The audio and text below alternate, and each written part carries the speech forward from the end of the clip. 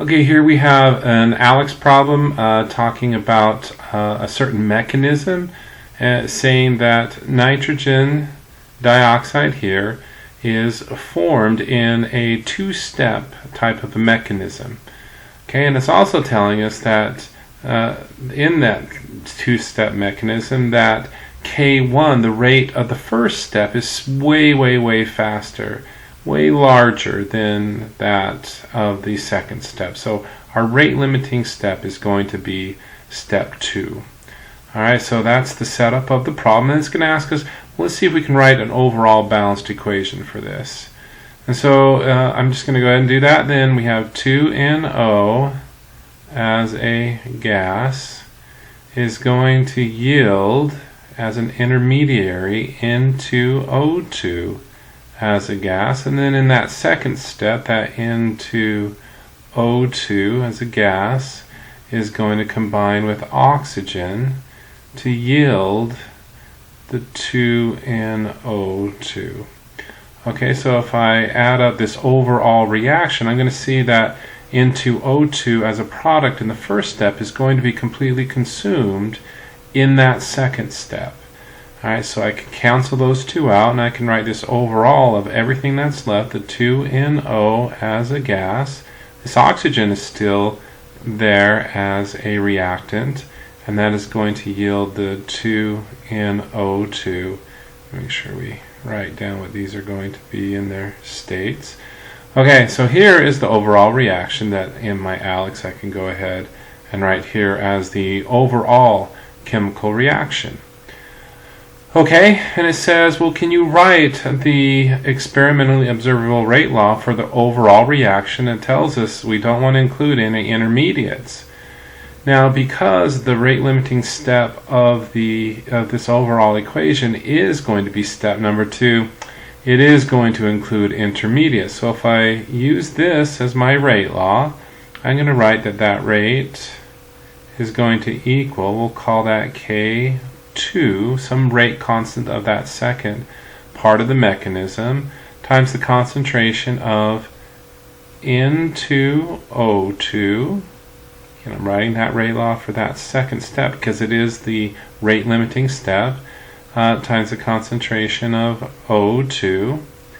Alright, so here is a rate law that I can write, but the problem that we see is that the N2O2 is an intermediary. So in the lab I really can't measure that. Often it just goes so fast that it's almost impossible to measure that intermediary. And so we can't use that. We don't want to use that in our rate laws. And so what I can do then is I can say, you know what, I'm going to use a steady state equilibrium for this first one that I can then maybe manipulate mathematically.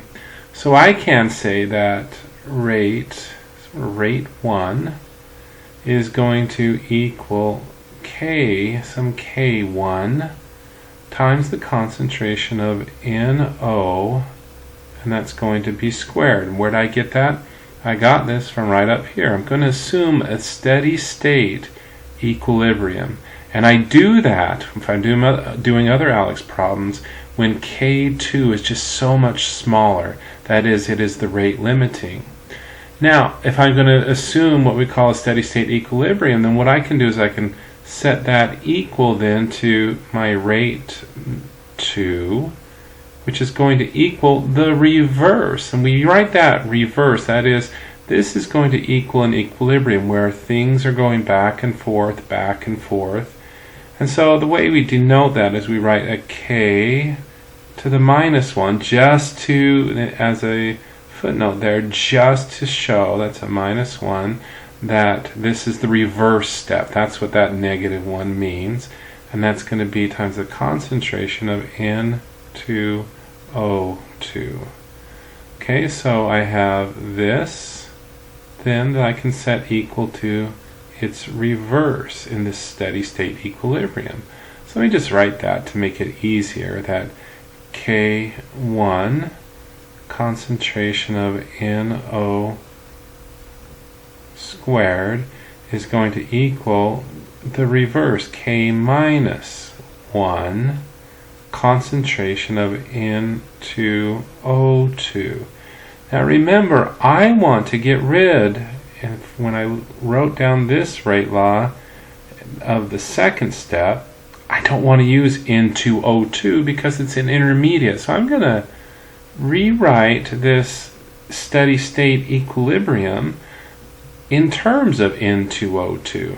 Okay, so I'm just going to write then that the concentration of N2O2, okay, is going to be equal to this K1 concentration of NO squared divided by K minus 1. All I did is rearrange this and move that K over there, and so now I have N2O2 expressed in terms of the original reactants that I have right here.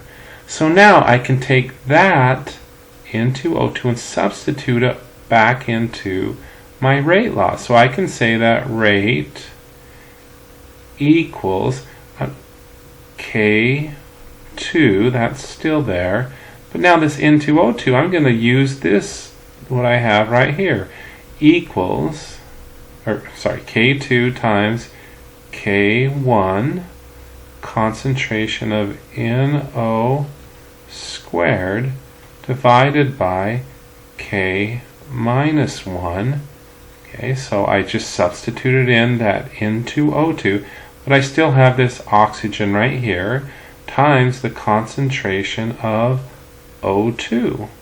Okay, so I have rate equals K2 times K1 divided by K minus 1 times the concentration of NO2, or NO squared, times the concentration of O2. Alright, now what we usually do is we usually collapse this into just a single constant. And so we would say, if I can write over here, we would say that rate equals some new constant, a combination of all those constants, times the concentration of NO squared times the concentration of O2. Okay, so for that second step, then this is what I would write. Okay, that the rate equals some constant K, which is just a combination of all these rate constants, times the concentration of NO squared times the concentration of O2. And I can then put that into this second one right here, and it gives you the K. So you just have to put in the NO squared times the concentration of O2. And then for that last one here, we can say that that K is really equal to K2 times K1 divided by K to the negative 1. And so you could put that into Alex. So again, these can be just a little tricky, but let's just quickly review. We write the overall equation and we recognize that N2O2 is an intermediary. It's an intermediate.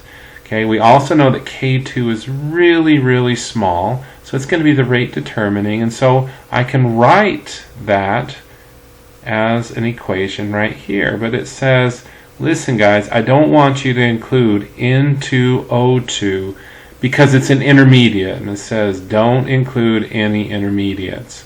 Okay, so I got to get rid of that N2O2, and the way I do that is by writing these steady state equations up here, where K1 NO squared, which I get from right here, in a steady state is going to be equal to the reverse.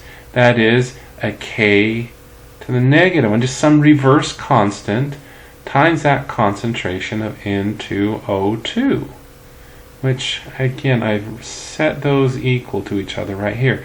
Then it's just a matter then of setting those equal to each other and then solving for N2O2, which is what I did, if you can make that out, in this step right here. And then I just rewrite that. I take that and I substitute it. I take this side of the equation, and anytime I see a concentration of N2O2, which I saw right there, I substitute that in. So these will take just a little bit of practice, and this will only occur. You only have to worry about a steady state type of equilibrium when that second step is the rate limiting, and you've got to get rid of that intermediate. Hopefully this helps and not too confusing, and just practice these and do it.